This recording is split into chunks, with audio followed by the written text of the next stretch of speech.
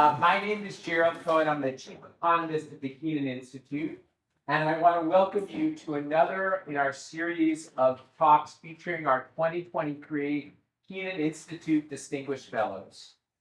Our current grand challenge topic this year is workforce disrupted, where we not only explore major issues, the myriad of issues that have emerged for employers and employees in recent years, but seek to actually provide solutions.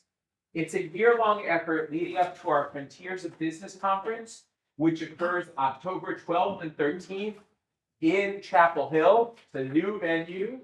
And so we hope you all will join us. For the students out there, we have a special student registration. Please join us. I think we've got 2 great days of panels. Angelica is going to be joining us again, so you'll have an opportunity. You love what you hear, which I know you will. You can see her again in less than a month. Retention has always been a big issue for employers, especially in the last few years, given demographic forces, shifts resulting from COVID, and extreme tightness in the labor market. Employees are increasingly asking for their organizations to demonstrate that they care about them as part of them, to retain employees. And thanks to the support of Bruce and Katie Van Son, the Kenan Institute is pleased to host a talk today by Angelica Leigh, who will explore why employers should be concerned at mega events, societal events that can harm employees, even from thousands of miles away, and how to better support their employees in the aftermath of such events, which directly can impact retention. Angelica is an assistant professor of management and organizations at Duke University's Fuqua School of Business. We don't hold that against her. She got her PhD at UNC, and over lunch she said, "I do not root for Duke's athletic team." Go Heels. Her research centers on race and organizations, the often overlooked experiences of racial minority employees, and the behaviors that racial minority employees engage in that go against typical norms of suppressing their identities at work, such as engaging in conversations about race in the workplace. And these actions that employees can take to combat racism in organizations. We'll be here for an hour. So please, we will leave questions, but please wait until the end for questions. So with that, Angelica, the floor is yours, and thank you. Thank you. Wow. First, I want to say thank you to the Kenan Institute for having me. It has been kind of wild to have distinguished in front of my name. It's been a great journey. And so I'm really excited to talk to you about this research. A lot of this research started and was conducted while I was here at UNC. And so it holds a really special place in this institution holds a really special place in my heart. So since I am coming to talk to you, I wanted to give a bit more of an informal introduction. I know I'm meeting with a lot of the students later today for a fireside chat. So I wanted to just let you know a little bit more about me and who I am to, humanize myself, if you will. So I'm originally from Michigan, right outside Detroit, from Farmington Hills, Michigan. I went to Michigan State for undergrad, was in the business school, like a lot of you who are here, did a finance undergrad. And even when I was in undergrad, I kind of knew that I maybe wanted to get a PhD, but I wasn't really sure what that meant. And so I went and was a finance manager at General Electric for a couple years and worked in numerous different with different products, including the CT machines that you see back here. I worked with people who actually built these machines. So that was a really cool experience. And then I decided to come to grad school here at UNC. Shout out to my OB colleagues here who are a very big part of my experience here and hold a very dear part of my heart. So I graduated with my PhD in the middle of the pandemic. So the graduation celebration that I had was actually just taking pictures outside with my advisor. So now I'm an assistant professor down the road at Duke. I actually feel very lucky that I was able to stay in the area and be so close. But I would like to again reiterate that while I am Team Fuqua, I am still very much a Tar Heel fan, and I love my Tar Heels. Okay, so today I'll be talking mainly about the influence of megathreats on individuals at work, and I'll talk to you about my research on this topic. And then I'll also talk about what can you do, what can organizations do to buffer against some of the effects of these events. So I like to start my talks about this research by really giving people insight into how I came to research this topic in the first place, because this was really a topic that was of personal importance to me. So I was in grad school here at UNC, finished up my first year. It was the summer of 2016. I was working on a couple different research projects, trying to figure out a study design and a lit review and things like that first year grad students do, where in the middle of that summer, two Black men were shot by police, seemingly back to back. So the first was of Alton Sterling, who was killed in Baton Rouge, Louisiana, outside of a gas station. And the second was of Philando Castillo, who was killed right outside Minneapolis during a traffic stop with his girlfriend and her daughter in the car. And I remember watching these two videos almost back to back. I watched one, I went to sleep, and then there was another one posted online. And I found myself really distracted. I could no longer focus on this lit review, this study design that seemed so important to me the day before that. And so I did what most of us do when we're distracted from work. I got on social media. And what I saw was that a lot of my friends were saying the same thing. They weren't sure how they could go back into the workplace and pretend like nothing had happened. And I even had a friend that said that she was crying in her office and she had shut the door because she was so emotionally impacted by what was happening in the world. And so it was clear to me that there was something going on that we could potentially explore. So as a good PhD student, I kind of noted this down as a research idea, but it wasn't until a couple months later where I was having a conversation with my advisor, Shmuel, who is in the room with us today, and I recounted this experience to her. And I recall her saying, "This is really important. I remember these events, but I don't remember them having as much of an impact in my social circle and my social network."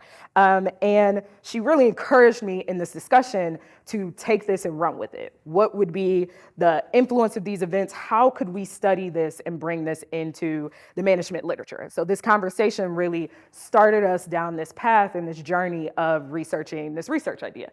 And so shout out to Shmuel. And so in the process of doing this, we've published two papers on this topic. So the first was a theory paper in which we introduced the construct of a megathreat, and we talked about the fact that employees may engage in these behaviors that we talk about as positive deviance in the workplace in the wake of these events. And I'll explain what all of these things mean at some point during the talk. And then in our second paper, which was an empirical paper on the topic, we really dove more into the effects that these events can have on employees' work behaviors. And so this last paper recently won a Best Paper Review award from the Academy of Management Journal. Again, wild. I did not.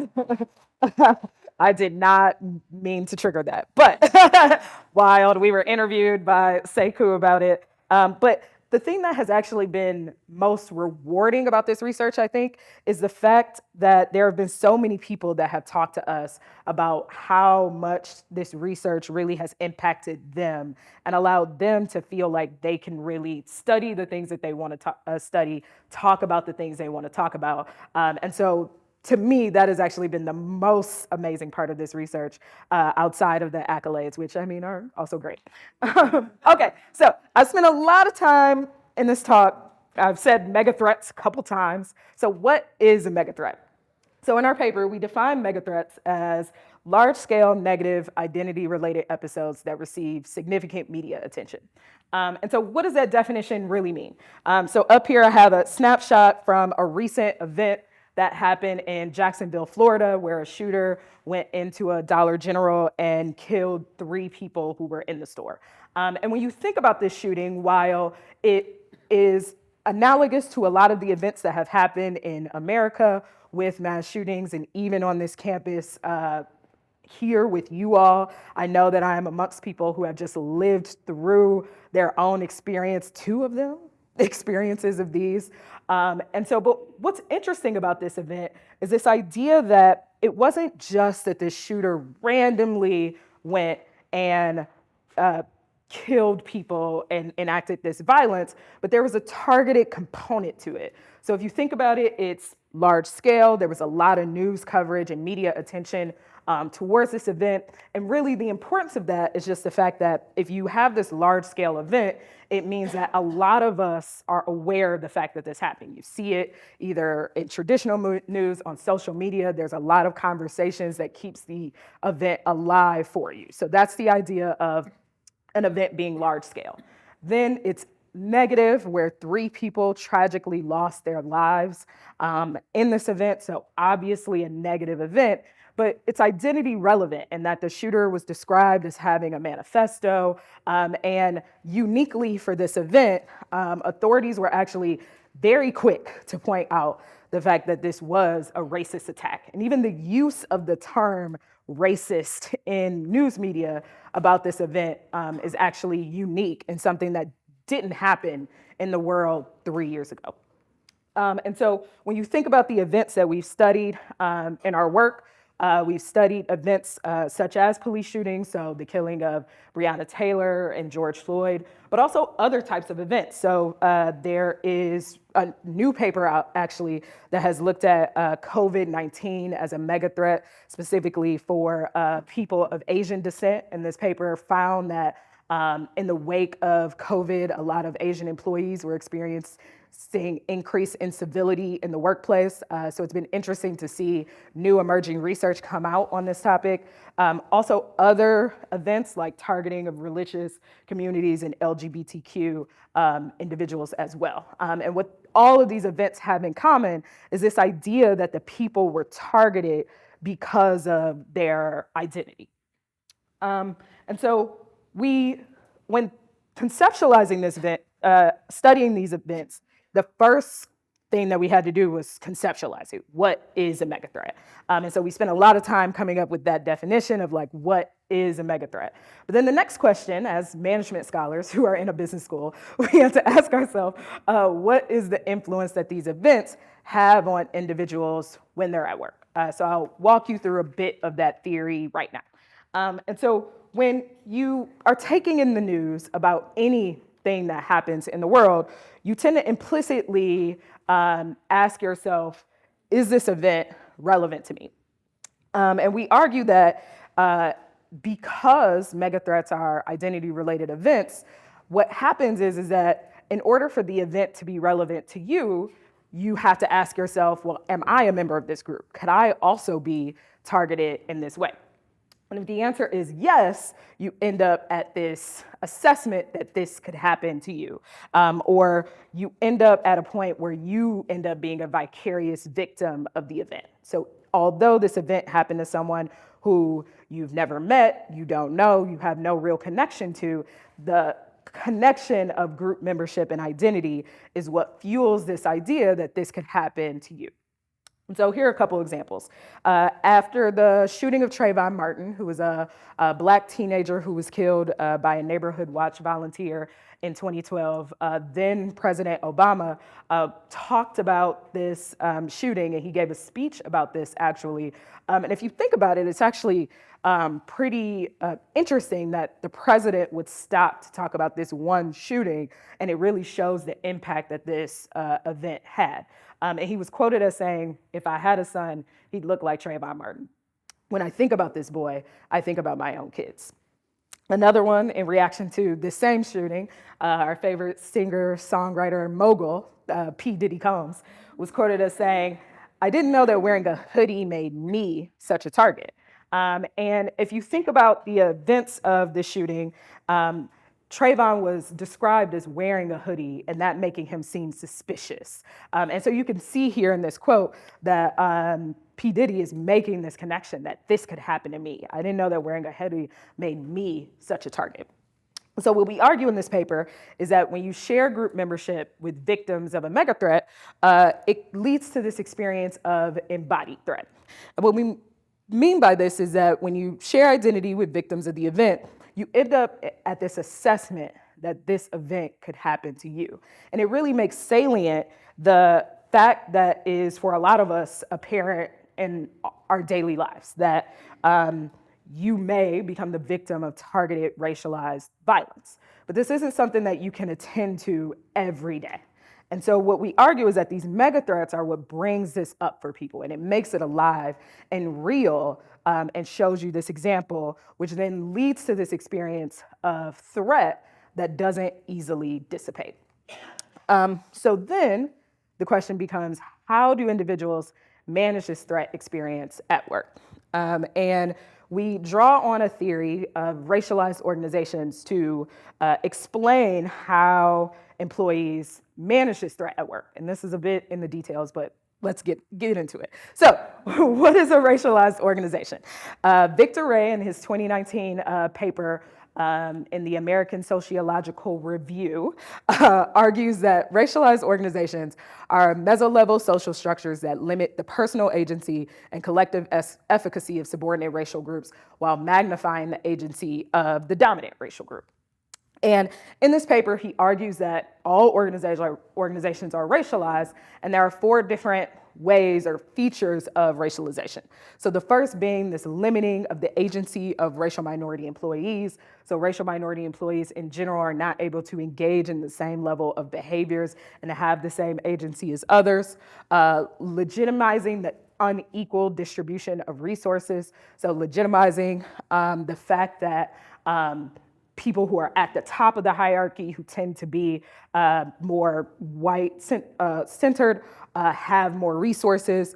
Whiteness then becomes a credential to access those higher levels of the organization. And then there's a decoupling of the formal rules of the organization from the policies and procedures. So in a lot of organizations today, there are anti-discrimination policies, there are policies that expressly forbid against harassment and discrimination and even things around bias. And yet, in most organizations, there are policies and practices that allow these behaviors and these processes to continue.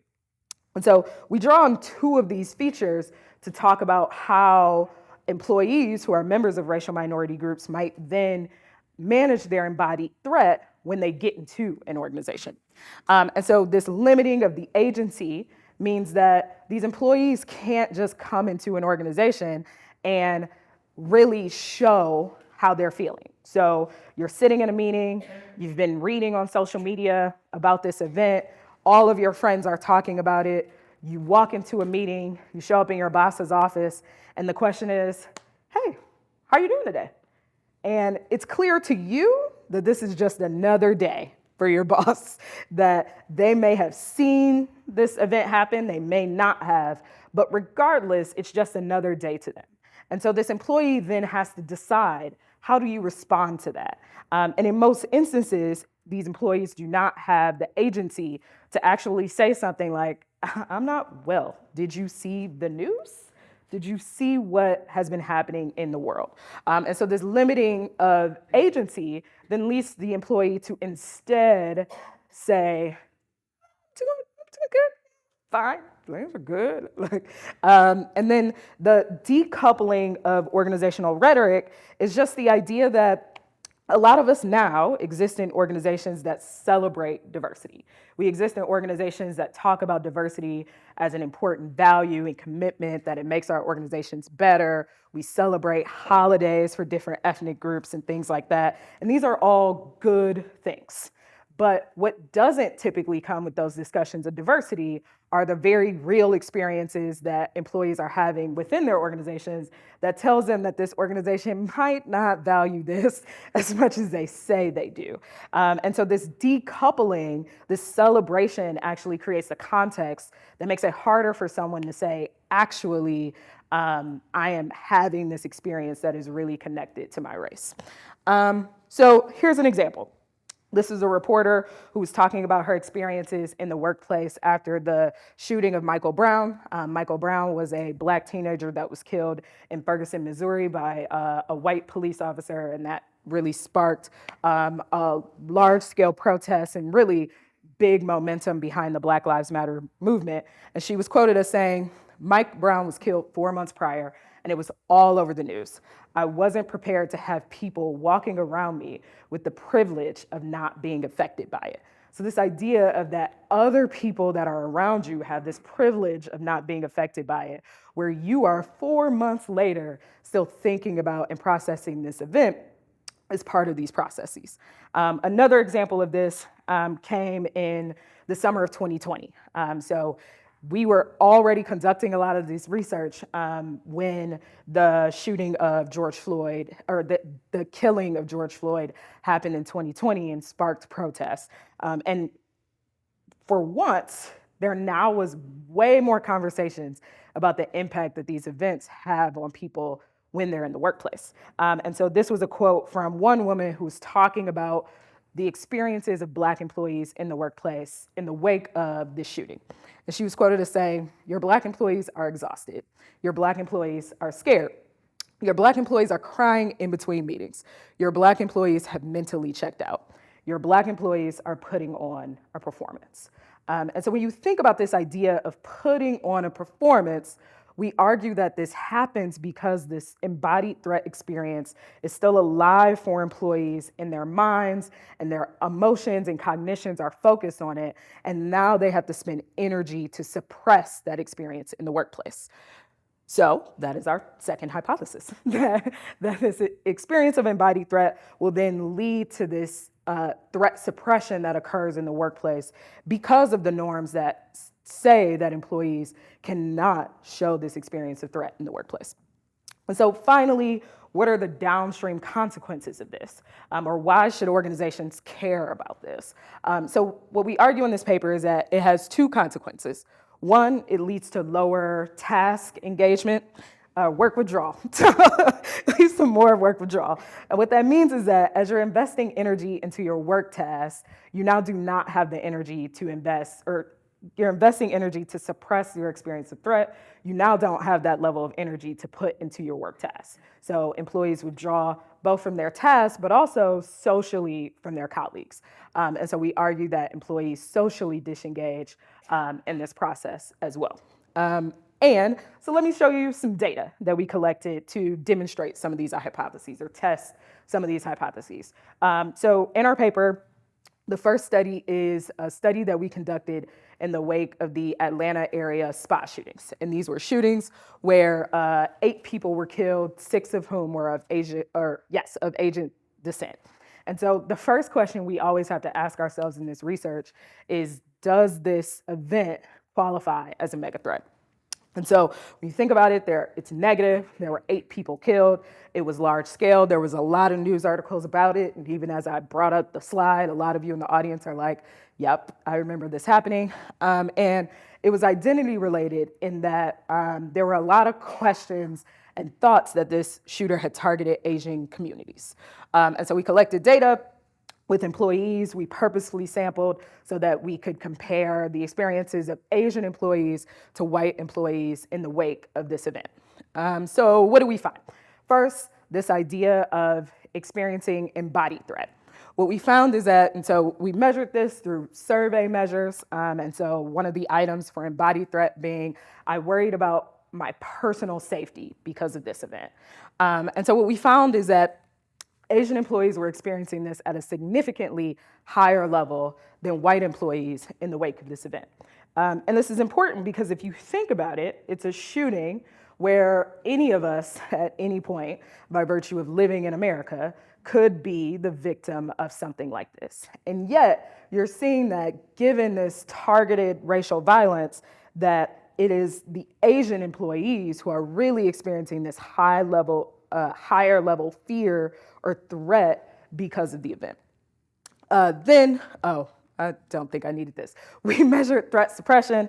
So asking employees things like, have you resisted expressing your true emotions, hide how you feel, resist talking about this event with your work colleagues. And we once again found that Asian employees were engaging in higher levels of threat suppression. Actually, let's go back there. So higher levels of threat suppression for Asian employees, but also we did a statistical mediation analysis and found that this experience of embodied threat really mediated this effect. So these employees were experiencing higher threat, and then they had to go into the workplace and suppress that experience of threat. What time is it? Okay, I'm good. And then the downstream consequences of this, we found support for our hypotheses as well. So you can look at this model as being Asian employees were experiencing higher levels of embodied threat. They then were engaging in higher levels of threat suppression, which then led them to engage in more work withdrawal. So they were spending less time working on their work tasks. They were letting more mind wandering, more letting others do their work, but also socially disengaging from their colleagues. So these were items like, I sought out my colleagues today. What we found is that Asian employees were less likely to do that than their white counterparts. So think about the summary of these results, or really bringing us back to this topic of workplace disruptors. You could think about megathreats as large-scale workplace disruptors for multitudes of employees that identify with victims of the event. So we find that this triggers identity threat for individuals that share identity with event victims, that racialized organizational structures then lead these employees to feel as if they have to suppress this experience of threat, and then this threat suppression leads to more withdrawal for employees. So this idea of these events being disruptive to the workplace is important, because what we find is that when an event like this happens, it could be that multitudes of employees across organizations are now withdrawing from their workplaces and their work tasks. So you might be asking yourselves, okay, so I've given you a really negative story so far, that these bad things happen, and not only are the victims of the event and their families personally impacted, but now you've got multitudes of employees that are grappling with the effects of these events. So let's ask ourselves, what can you do, or what can organizations do to reduce some of these negative effects? And I'm gonna take a sip of water because, yeah, I'm also not used to giving a talk without people asking questions. It's kind of strange. Okay, so let me get through this so I can get your thoughts. Love to answer questions. Okay, so what can individuals and organizations do? So the first thing that we can point to is this idea of positive deviance. So in our first paper about megathreats, where we developed the construct and developed this theory about the influence that these events can have on Black employees specifically in the workplace, what we theorized in this paper was that it could be that this event is so impactful for someone that it leads them to really start to incorporate their racial identity with their organizational identity, and that can then have specific consequences. And one of those consequences was this idea of engaging in positive deviance. So positive deviance are intentional behaviors that depart from organizational norms, but do so in an attempt to benefit a marginalized group. We talked about two different types of behaviors that may fall into this category of positive deviance. So the first was pro-group behavior. So engaging in pro-group voice to really advocate for employees that are members of your racial group within the workplace. So you're having this experience, you're thinking about this event, you're now thinking about yourself as not just an employee, but a Black employee. And now the question is, what behaviors do you engage in? One of those behaviors might be to now start to talk to leaders in the organization about the experiences of other Black employees in your organization. The other behavior we talked about was this idea of relational bridging, or engaging in behaviors where you actually go against the norms of ignoring racial differences and of suppressing your threat experience, but you actually share it. And so a prominent example of this at the time was Colin Kaepernick's stance that he took in taking a knee during the playing of the national anthem. So Colin Kaepernick was, at the time, an NFL quarterback for the San Francisco 49ers, and he decided to take a knee with other players who never really get talked about during the playing of the national anthem during a preseason game. And he was interviewed after taking this stand and asked why he did this. And he was quoted as saying, "There are bodies in the street. To me, this is bigger than football, and it would be selfish on my part to look at it, to turn away." And you can think of this as Colin Kaepernick is now realizing that he can't just enact his role as a quarterback. He is now thinking of himself as a Black quarterback. And so that inclusion of his racial identity is leading him to engage in pro-group voice. And in this paper, we develop the idea that these behaviors are still deviant, right? They go against the norms of organizations, which makes them risky behaviors to engage in. And we talk about a couple of things that can make them less risky. And while Colin Kaepernick seems to be doing fine, I do want to point out that even for Colin, he is not employable anymore as a football player, right? So there are TV shows, there are ads, but every year at the beginning of an NFL season, when a quarterback gets hurt, there becomes questions about whether Colin could maybe take that role. And the answer seems to be no, right? So while Colin may be in a situation where he can accept that risk, for the most part, average employees don't have this level of autonomy and financial security to be able to go out on these type of ledges, which is why this behavior is so abnormal, but could also be impactful when employees do engage in these actions. And we also saw examples of this in 2020, where a lot of employees for the first time ever were quoted as talking about their own experiences with racism. But again, a lot of these examples was of prominent leaders in organizations that had some level of security, if you will, so that they could engage in these actions. If you think about it from an individual perspective, this idea of engaging in positive deviance could be one way to help with relieving the negative effects of megathreats. Another thing to think about is something that we talk about in our second paper, which is the idea of identity-based psychological safety. So psychological safety, typically, if you've taken a management class here, you've heard the term. Psychological safety tends to be described as the feeling that you could take a risk in your organization. And for the most part, though, a lot of the literature on this construct tends to not really discuss whether there are differences in safety based on the risk that you're taking. And so in this paper, we developed the idea that there's a specific type of psychological safety around the ability to have conversations about race and other identities. And so we define this identity-based psychological safety as implicit beliefs about the safety of discussing experiences related to race and other identities. And this is typically low for a lot of people in organizations. And why is that? Well, a lot of the things that I already talked about in this talk. So one, we tend to focus on similarities rather than differences. So when you get together with a group of colleagues, we'll talk about UNC and the football game, but maybe not necessarily the things that you did this weekend that were related specifically to your identity.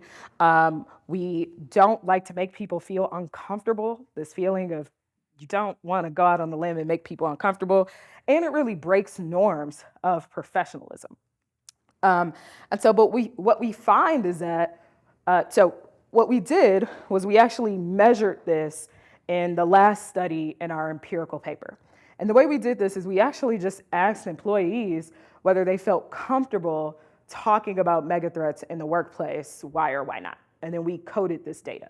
And what we found is that there were a lot of people who felt that these discussions were just like kind of unsafe. They were at the midpoint of our scale. And some of those examples are, we don't generally talk about this. People who are racial minorities tend to not bring up these issues. So I think many white people don't feel like it's their place. And we saw these kind of ideas from participants in both racial groups, actually. This did not differ between racial groups, of people being like, I just don't know if it's okay. And this one was from a racial minority employee. I just don't typically discuss sensitive things with my coworkers. I just think it might be inappropriate. But there were other employees in our sample who thought that this was extremely unsafe. So they said things, it's not worth risking my job to express this opinion. And I'm the only racial minority on my team, and I can't afford to not get along with my colleagues.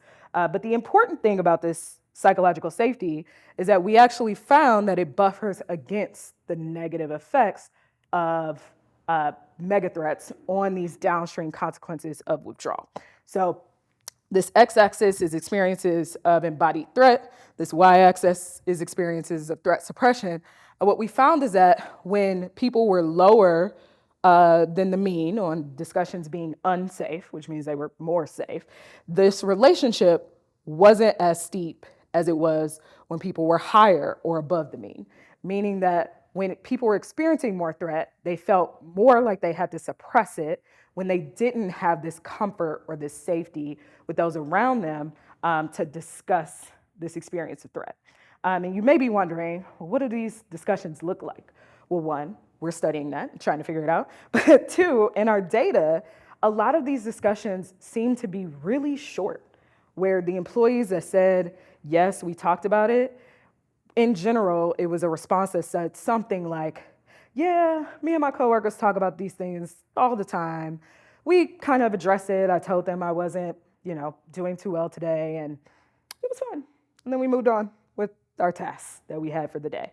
And so it seems that this ability to talk about it or have this open practice of discussing race actually facilitated this experience of not having to suppress your threat and therefore withdraw, but it also seems to be something that isn't this super involved conversation that you have to hype yourself up for and have a full, fireside chat about it in order to have these kind of effects.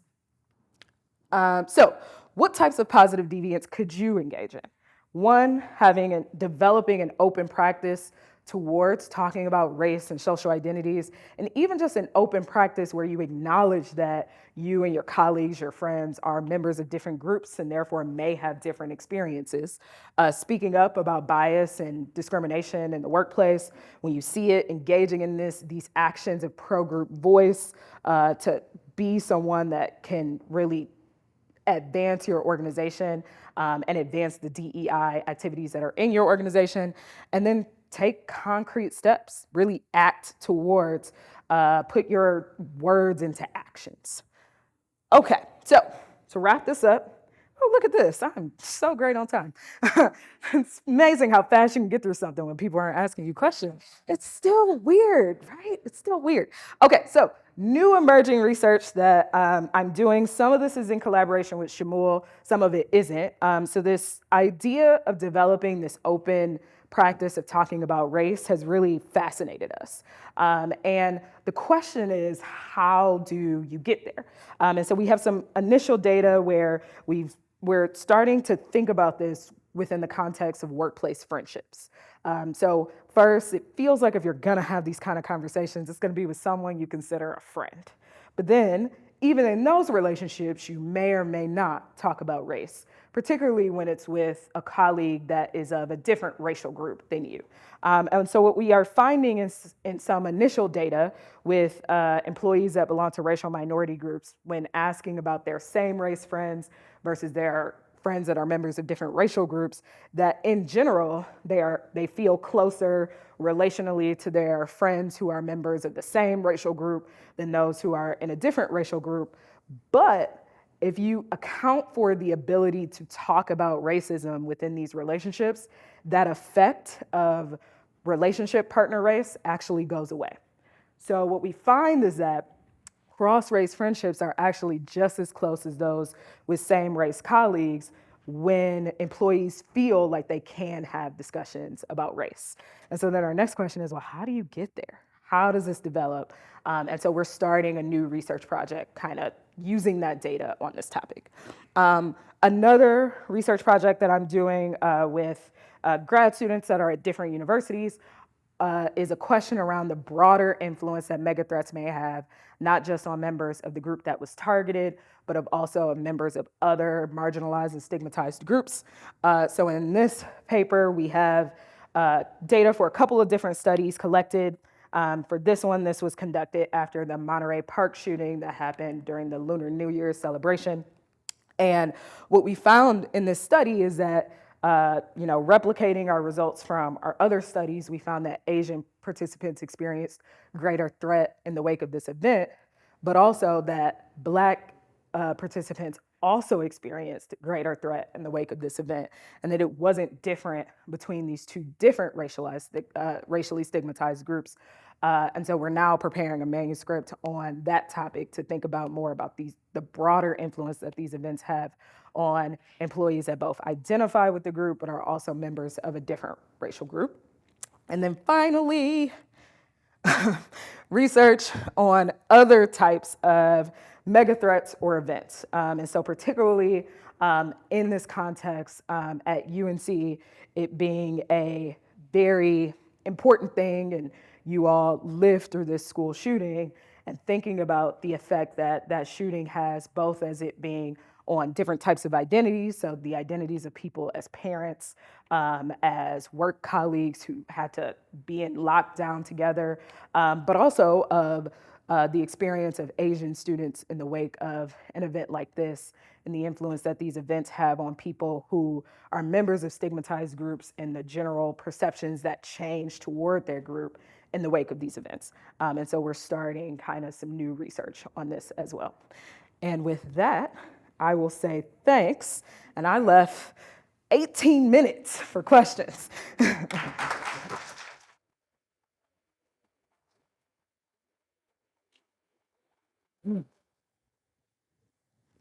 Yeah, go ahead. I'm curious as thank you for all.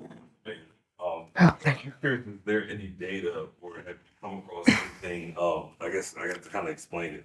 So I'm in an interracial marriage, okay? And my wife, she's white and she's this, it's like some kind of phenomenon. She's been like in several situations where she's around other white women, like since high school or even like in her workplace where they feel comfortable.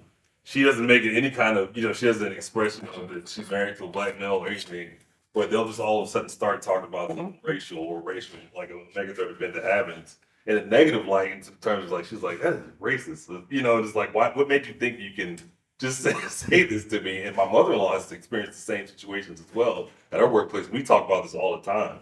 But like, when you mentioned earlier that there's no difference between I guess same race related friendships and stuff like that as far as people being able to express themselves. But like, is there anything that kind of points to that? Like why in these situations, like if you're in the workplace where it's like she's just as affected by it, if not even more, because she just feels like they're going to talk to me about this situation that happened. They're going to talk about a negative light. It's going to piss me off, and I can't, express myself and try. And I have to still remain professional and things like that. Like, is there any kind of data or anything like that that popped up during the research? Yeah, so there's kind of two questions baked in there. So one, this idea that like people are going to bring this up, but like that or you think they might, but that their views are going to be like different than yours. And so we definitely found that in our data for this question of like why you haven't felt comfortable about talking about the mega threats. And so this idea that there were participants that were like, I didn't want to bring this up and have someone, sympathize with someone else or say that like, oh, well, there's both sides to the issue. And it's always been interesting to me to think about it that way, where, there's a police shooting of a Black civilian and it being provocative, or for you to say like, I'm not feeling okay because that person died, right? Regardless of the circumstances or whether what happens with the court case and things like that, there is still this aspect of like someone died in this event, but yet I can't feel comfortable bringing that up because someone else might say something that detracts from the like negativity of that, from us sitting with this idea that someone lost their life. So we definitely saw that as reasons why people didn't bring it up.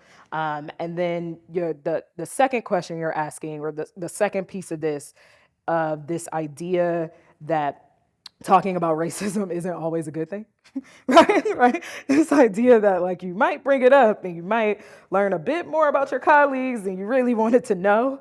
I think that it's something that we're thinking about and trying to explore in our data because it could be a reason why, from the perspective of a racial minority employee, why they would not continue to talk about it in that context. And from the context of someone from a majority group, we haven't really thought about it this much, of this idea that like you realize you're different than the other people that are around you, and like what does the influence that has. That's interesting. We haven't looked at it yet, but yeah. Oh, Marie, sorry. This made me think of, so I was in Atlanta, in that area, when that event occurred, and was working with a doctoral student who's Asian. And she had told me about her going to her advisor, I think. I think so. She said, I'm not doing well. He said, why? And she was, because of the shooting that happened in Atlanta. And, I was down there, I'm feeling unsafe. I don't know if I can go to my car alone. And he said, well, I think you just need to work harder. And so it struck me that, in hearing this conversation about how individuals even engage in the psychological safety talk, Yeah. that there's a gaslighting component to it that might even be unknown to a non-identifying member, right? Like, this person's well-intended, as atrocious as that response was. And she later came to me, and I'm like, what can we do? Right? Different story, different reaction. But he was well-intended, but he also tried to diminish the importance of the event and its impact on her. And so I kind of wonder if there's that unsavory component to it too. I said.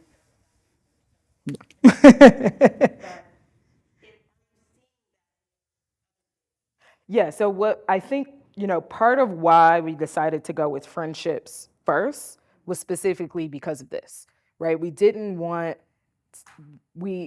There was such a question of like, how do you get to the point where you're comfortable having the discussion, that we wanted it to be embedded in a relationship where that level of like comfort and care had already been established, so we could then ask people like, how do you get there? But yeah, that was a big, right? When you think about the reverse of that, of like why you don't talk about race with that person, right? So my guess is that your grad student was like, so I never brought up anything like that with this person ever again, right? Like it stopped. And so then our questions, and we've been on the positive side, so our question is more like, what are the signals that you get from people that tell you like, yes, this is actually a safe person to talk about this with? Because I think, from my standpoint, I have been encouraged by, and the backlash was quick, but I was very encouraged in like 2020 and 2021 about the number of people that were like, I like really want to like engage with this. And so those are the people I want to start with, right? I get this question a lot of people kind of being like, well, what do you do with people where you have these different views? I'm like, I don't really, like, we know so little about how these conversations develop, how people are able to get to the point where they truly feel like they can talk about race in a way that is comfortable and affirming for them, particularly for racial minorities, that's where I want to start. And then we could use that knowledge maybe to help in other arenas. But yeah, sorry, I'm going to ignore you, Chris, because there are a lot of other people. Go ahead. So in your research, have you found entities where companies have hired or engaged in like specific, like basically push towards those conversations on a structural level, like for example, engage their human resources department on bringing a company together, conducting like a face-to-face conversation on those topics, and how did that impact the overall company policies and just. Yeah, so there has been a lot of organizations that have done this, whether it's town halls or it was called courageous. A lot of organizations have called this courageous conversations and dialogues. And there was even an executive that was visiting from Bank of America when I was here as a student, and we got in a conversation about this because Bank of America kind of started their courageous conversations dialogue. Way back in like 2017 or 2018, but it was in response to a mega threat where an employee was like, I just really need like us to do something. And so so I've seen a lot of examples of it. I've been hesitant to research them, mainly because my sense is that the ways in which those conversations unfold is very predicated on the relationships that you have with the individuals in the room and their identities and things like that. And so to me, it's like we don't know enough about like dyadically how this unfolds to then, have like broad scale conversations about it. And typically when you talk to people after these conversations, there are some who are like, that was really good. And there are others that are like, can you believe what that person said? And this and that. And so it's not always a good thing. And so it's part of when I give this talk to more practitioner-focused audiences, and the first question people tend to ask me is like, okay, so like after an event, I should just like email my subordinates and like tell them about it and ask them if they're okay. And I was like, no. like actually my advice to you is to get more comfortable talking about race in a more, benign sort of way, right? Like let's talk about, my Black sorority and the event that I went to this weekend that you likely knew nothing about. And let's get to a level of comfort there so that then when I am experiencing this threat from a mega threat, I feel comfortable just being like, I'm not doing okay today. And I know you're going to understand that because the first time that we acknowledged that we're members of different racial groups wasn't in this super emotionally charged context. Yeah. So, go ahead. I, um, I am from Atlanta originally, and my mom was, she works in Atlanta, so she was there during the questions. And to your point about people being very disengaged from work when things like this happen, I think there was a feeling of like being safe, not just because she was an engineer from female, but because she was like physically close to the actual incident that happened. My question was, within your research, did you notice any trends when it came to geographic proximity to these locations, or is it mostly like an overall national feeling? Yeah, so we did test whether geographically being close mattered in some of our earlier studies. I don't think we did it in the Atlanta spot study, mainly because it never impacted our results back then. In our prior studies of this idea that you're geographically close, mainly because we also collected data from our participants of like, how did you hear about this event? And most of them, it was through like social media and the news, right? So even though you don't live in Atlanta, you likely follow a lot of other people who are members of your own racial group, who are also reacting to this event. And so you're living in this social media environment that makes it close. And then we've also looked at a lot of other things, so like gender, for example, and that doesn't seem to moderate any of our effects or affect any of the effects. And even for the Atlanta spy shootings in particular, this idea that we tend to talk about Asian identity as if it's like one thing. It's actually lots of different identities. And what we found in that study as well was that people who are of South Asian descent, there was no difference in this experience of threat for people who are like of South Asian descent versus East Asian descent. And so that's also been interesting to think about the fact that this experience of threat is actually not even necessarily based on your own identity and identification, but of how the world sees you. And that experience being shared across groups is, part of it. Yeah. Vaccines might have effects in amplified in cases where there's amplifying like demographic of a certain population. For example, like in Atlanta, there's a pretty large population, not just to say like Charlotte, for example. Would that impact the way that these megahertz affect these behavior, given how big your community is? So it could.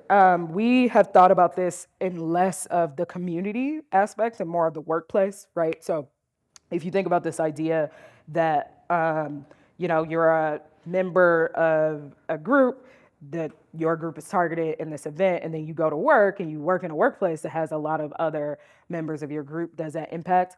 I can't for certain say no, but I do have some data where we've looked at the proportion of racial minority employees in an organization and found that didn't matter either. And it's mainly due to these norms that you don't talk about it, right? Like you don't really acknowledge race in this way. And so what we find is that it's not even necessarily just being around other people from your group, it's the norms of your environment and the ability to talk about it in that environment that matters. But you do bring up this really good point of, okay, but if I live in a community where there are a lot of people outside of my workplace that are a member of my group, am I able to then experience some level of empathy and validation from sharing that experience with members outside of my community or outside of my workplace that then buffers it inside the workplace? That has been a thought that we have. We haven't tested it yet, though. But yeah. I think this is Oh. the last question. But we have time for one. Oh, okay. Thank you, Dr. Lee. That was a fantastic talk. Really good. My question to you is, what, if any, did you find in your research that pertained to, and we talked about this a little bit in answering this question, with regard to gender and threat suppression? And part two of that question is, if you did find any differences in terms of gender with threat suppression, what about the intersection of those identities with the gender? So if male or female, if they had the identity of LGBTQ, for example, in addition to their gender identity, did that also have any implications on their threat suppression? So sort of a two. Yeah. So when we've looked at the influence of other identities, we tend to look at it between the relationship of like being a member of the group and experiencing threat, right? So this idea that, okay, well, if the mega threat that we're reacting to is the shooting of a Black male, then are Black women maybe not experiencing the same level of threat, or is it different in some way? And what we find on average is that it's not. That when the event is about race, that like gender doesn't impact the effects.